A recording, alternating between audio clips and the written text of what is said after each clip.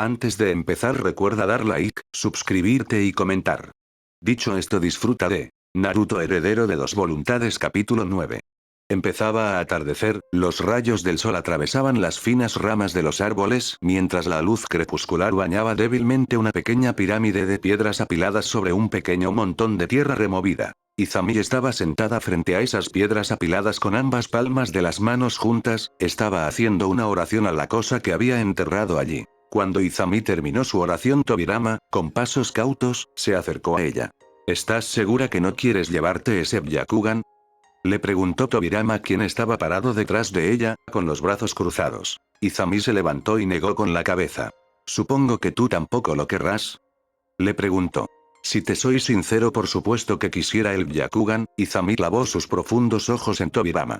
Pero, añadió Tobirama ya sabiendo la mirada que le estaba dando Izami, ese ojo no le pertenecía a algún guerrero, ¿verdad? Izami, ahora un poco más calmada, asintió.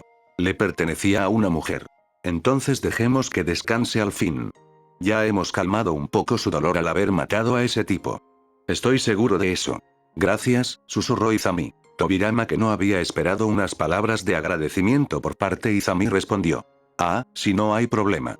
Al final estamos juntos en esto. Izami sonrió y una pequeña risa escapó de sus labios. Sí, una Uchiha y un Senju trabajando juntos, ¿dónde habremos visto eso? Tobirama tampoco pudo evitar reír al recordar a su hermano, Hashirama, y su amistad con Madara Uchiha.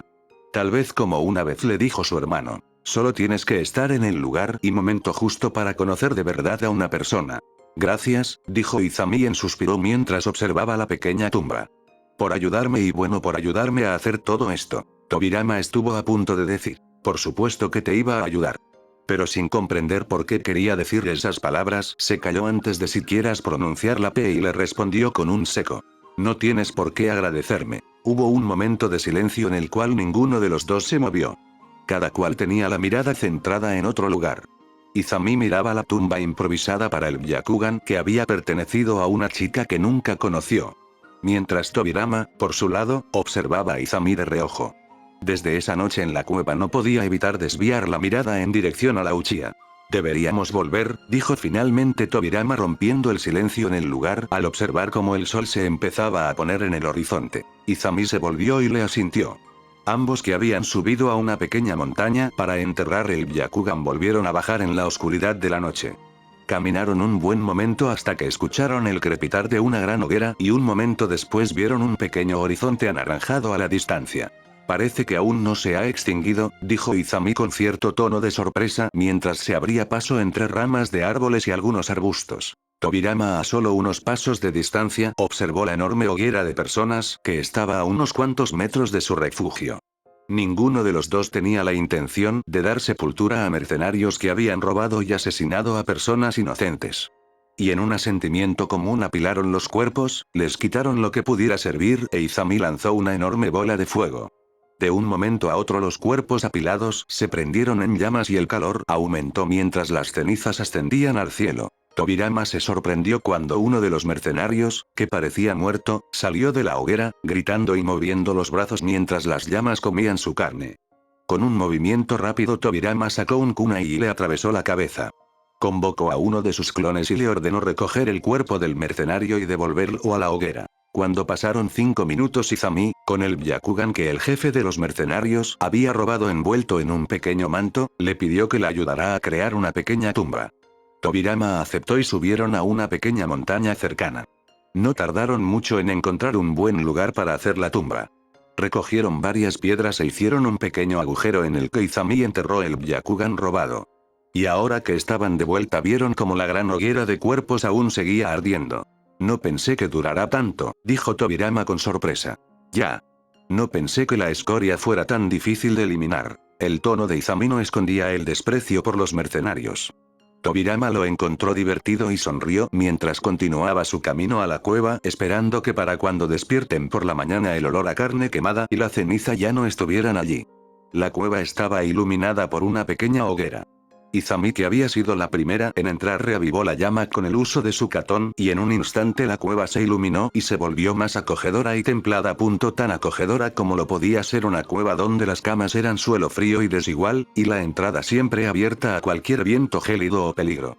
Tobirama se acercó a un lugar de la cueva donde habían guardado la comida, rebuscó durante un momento y sacó 2 porciones grandes de carne de conejo.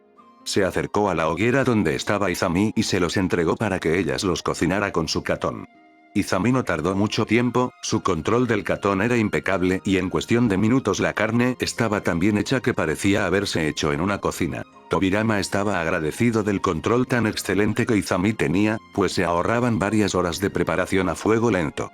Izami le entregó su parte a Tobirama y ambos se sentaron alrededor de la hoguera con un pedazo de carne jugosa.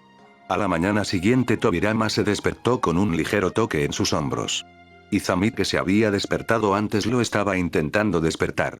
Vamos, despierta, dijo un poco molesta mientras continuaba haciendo toques ligeros. Tobirama abrió los ojos y en un instante ya estaba en pie. ¿Cuál es el problema?, preguntó llevándose la mano a donde debía estar su espada. Aunque en este caso no había nada más que aire. Izami no dijo nada, su mano estaba extendida señalando la entrada de la cueva. Tobirama con gesto confundido siguió la dirección del brazo de Izami y vio que recostado sobre la pared de la cueva había un clon exacto de él. Tobirama se llevó las manos a los ojos como tratando de despertarse de un extraño sueño. Sin embargo, el clon del que Tobirama no sabía de dónde había salido aún seguía allí. Una vez Tobirama se hubo recuperado del desconcierto de ver un clon que no había convocado delante suyo, se atrevió a preguntar: ¿qué está pasando aquí?, preguntó Tobirama, aún incrédulo ante lo que veía. ¿Crees que yo lo sé? Es tu técnica la que se ha descontrolado. Izami no estaba de muy buen humor esa mañana. Apenas se despertó, una copia exacta de Tobirama estaba en la entrada de la cueva. Creo que puedo responder a vuestras preguntas, dijo el clon con una sonrisa impropia de Tobirama. ¡Qué bien!, exclamó Izami llevándose la mano a la frente. Primero un derrumbe, luego un grupo de mercenarios y ahora un clon tuyo que no sabemos de dónde vino. No se lo dijo a nadie en particular. Izami solo quería expresar su fastidio por sucesos consecutivos tan impredecibles. ¿Quién le diría a ella que terminaría atrapada con su mayor rival y más aún que tendrían que ayudarse mutuamente? Tobirama y su clon se vieron entre sí.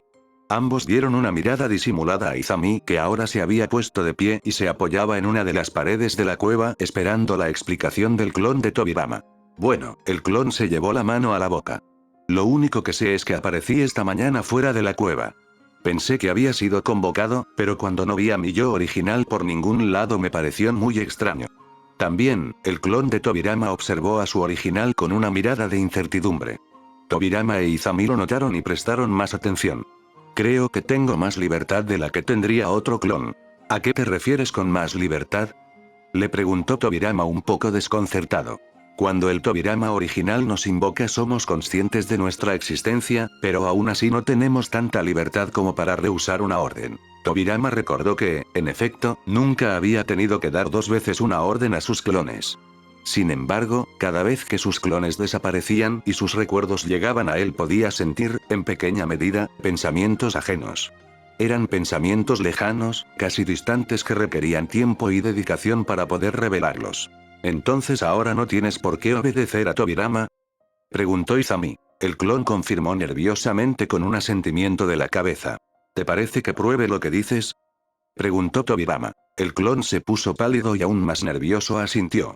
Claro, dijo. Tobirama se puso de pie y convocó a otro clon. Una nube de humo se formó a su lado izquierdo y cuando se disipó un tercer Tobirama apareció en la cueva. Extrañamente Tobirama sintió que sus reservas de chakra no se sentían más vacías, como deberían estarlo tras usar el Kage Bunshin. Dejando esa duda de lado, Tobirama dio una orden alta y clara a los 2 clones. El clon que Tobirama había convocado recientemente obedeció al instante. Sin embargo, el otro clon no hizo nada y se mantuvo de pie en el mismo lugar en el que estaba. Tobirama volvió a dar una orden y como ya esperaba se repitió el mismo escenario. Bien, puedes retirarte, le dijo al segundo clon. El clon asintió y desapareció en una nube de humo. Entonces dirigió una mirada al clon que no había obedecido sus órdenes. Esto es extraño. Nunca antes había pasado una situación así. El clon se encogió de hombros. ¿Estás seguro que no es alguien con algún disfraz haciéndose pasar por ti?, dijo Izami clavando sus ojos negros en el otro peliblanco. No, no lo creo. Si así fuera, ¿por qué tomarse tantas molestias? Además use mis sentidos de sensor cuando convoque a mi otro clon. Si quieres puedes usar tu Sharingan. Izami no perdió la oportunidad y en un instante activó su Sharingan y observó al clon. No había nada que no indicara que no fuera un clon de Tobirama. Al final, después de escanear al clon de pies a cabeza, Izami desactivó el Sharingan. Es tu clon en efecto. Pero ¿por qué ha aparecido ahora? Es lo que debemos preguntarnos. Tobirama dio un largo suspiro. Por ahora ignoremos esto. Ya que eres yo y en algún momento tendrás que volver a ser parte de mí, supongo que no tendrás objeción en ayudarnos, ¿verdad? Oh, claro que no. Por supuesto que no tengo problema en echar una mano. Y otra cosa, dijo Tobirama con un tono más molesto que de costumbre, porque parece que tienes una personalidad distinta a la mía. Te ves y actúas muy nervioso para ser yo, esa es otra cosa de tener más libertad. El clon de Tobirama se estremeció. Supongo. Unas horas más tarde y cuando el clon ya parecía haberse adaptado a su nuevo estado, fue de mucha ayuda tener una mano extra. Y para sorpresa de Izami y Tobirama, el clon no se esfumó cuando por accidente terminó golpeado por una piedra. De manera increíble la piedra impactó en la cabeza del clon y le produjo una pequeña hinchazón en la cabeza. Esto sí que es interesante, dijo Izami recorriendo con sus glaciales ojos negros la parte de la cabeza del clon. Tobirama, que también había visto cómo la piedra impactó en la cabeza del clon, se acercó con una mirada intrigada. Así que eso tampoco funciona, murmuró mientras se acercaba. Un momento. Dijo el clon con la mirada puesta en su original, ¿a qué te refieres con eso tampoco funciona? Hubo un momento de silencio, pero la mirada del clon e Izami hicieron vacilar a Tobirama. Solo quería intentar algo, contestó secamente. Intentar algo. Dijo el clon claramente molesto con su yo original.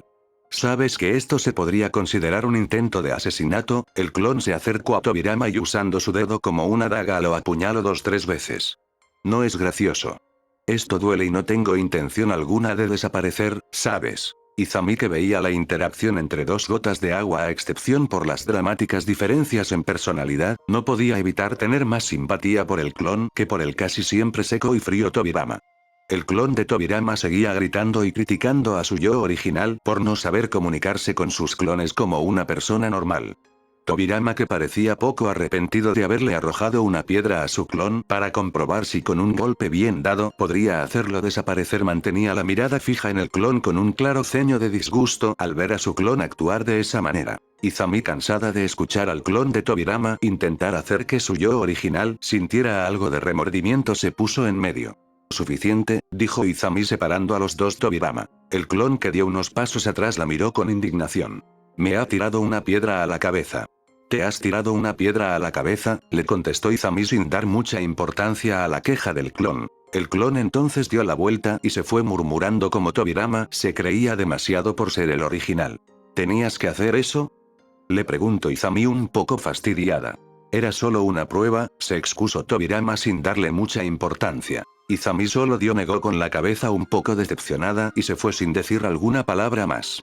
A la mañana siguiente las cosas no cambiaron mucho.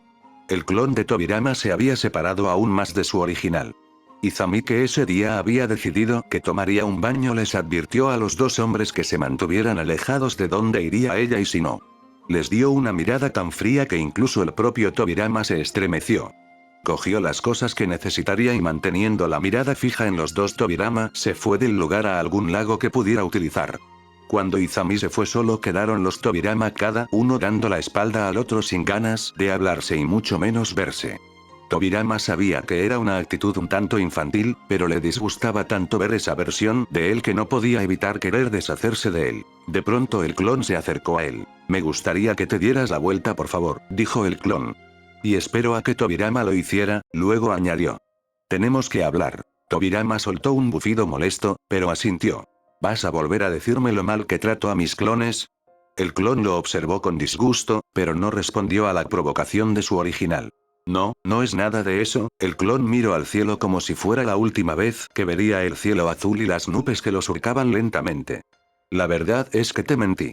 Si conozco el motivo por el que aparecí de la nada. Tobirama frunció el ceño y sus ojos se clavaron en los de su clon, que sorpresivamente no se había puesto nervioso.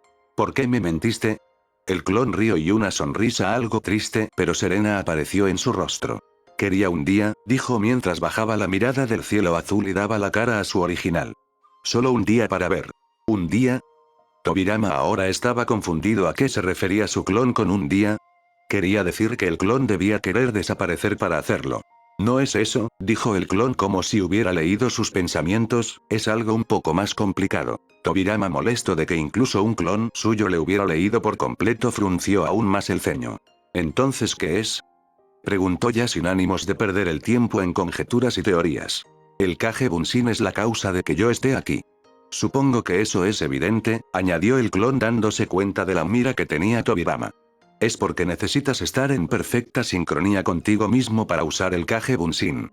Y tú, en estos momentos, no lo estás. ¿A qué te refieres con que no estoy en sincronía? El tono de Tobirama parecía molesto, pero sus ojos parecían querer esconder la respuesta. Ya lo sabes. Yo solo estoy aquí como una medida de tu propia técnica, o bueno, debería decir nuestra. ¡Felicidades! Hemos descubierto un punto débil en el Kage Bunshin. Tobirama entrecerró los ojos y esta vez preguntó con serenidad. ¿Qué es lo que quieres? No es lo que quiero, le dijo el clon con un brillo en sus ojos extrañamente más vivos que antes. Es lo que queremos. O más bien lo que sabemos que no queremos oír, pero debemos oír. ¿Estás jugando conmigo? Preguntó Tobirama controlando su tono de voz. Si quieres decirme algo, no lo hagas con un acertijo. Eres yo y supongo que también te gustará ir al grano. El clon sonrió y desvió la mirada al bosque cercano, cerró los ojos escuchando el sonido del agua y el viento pasando alrededor de las hojas. ¿Por qué no la mataste? Preguntó tan de improviso que Tobirama dio un paso atrás.